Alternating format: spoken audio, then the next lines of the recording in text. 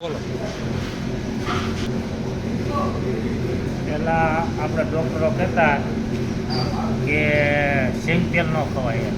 હા અને પછી રિફાઇન તેલ ચાલુ કર્યું હા કે રિફાઇન તેલથી તો હમણાં કોલેસ્ટ્રોલ વધે છે.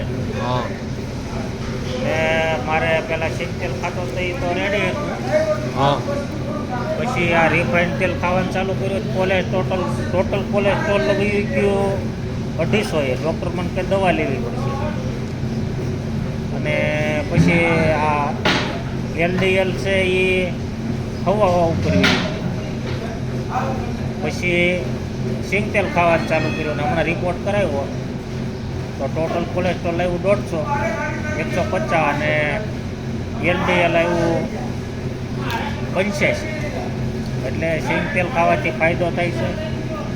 અને આ ઓણ તો મેં ગિરનાર 4 વાવી છે અને એનું તેલ કઢાવ્યું છે. એટલે ગિરનાર 4થી છે ને એમાં ફોલિક એસિડ વધારે આવે છે. એટલે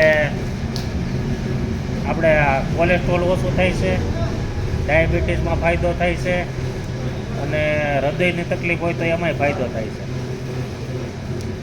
એટલે ગિરનાર 4નું આપણે તમતાર ગમે એ આપણે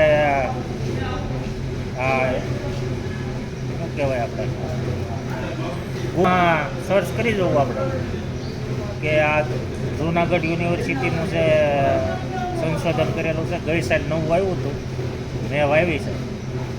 અને વીઘે 50-50 મણ સિંગ થઈ છે.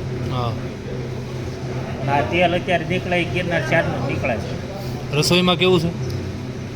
રસોઈમાં સારું હા તમે ફરસાણનું કહેતા હતા રાંધવાની છે. રસોઈ. અને ફરસાણ છે ને લાંબો ટાઈમ આમાં બગડતું નથી ગિરનાર 4માં. આપણે જે ખોરું થઈ જવાનો પ્રશ્ન આવે ને એ આ લાંબો ટાઈમ ખોરું ન થાય એમ. એટલે બધી રીતે ફાયદાવાળું છે. ગિરનાર 4 ખવાય. હા પૂરું.